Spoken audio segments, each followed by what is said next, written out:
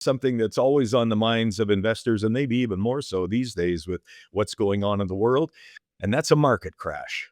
Well, that's right, Brent. Imagine waking up one morning and realizing 40% of your life savings has vanished. And not because you did something reckless, not because you were chasing some sort of scam, but simply because the stock market did what it always has done from time to time. Now, this isn't a hypothetical fear for many investors. It's actually a real anxiety that we're seeing. We're hearing a constant talk about market bubbles, artificial intelligence hype, about stretched valuations, and these warnings that the next big crash could be right around the corner.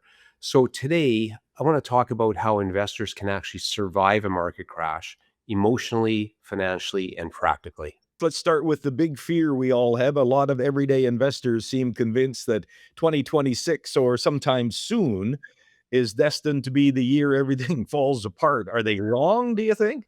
Well, I don't think they're wrong to be cautious, but they are wrong to think that a crash is somehow unusual or a sign that the system is broken, right? So, market corrections and crashes are normal, and they're the price that we pay for long-term growth.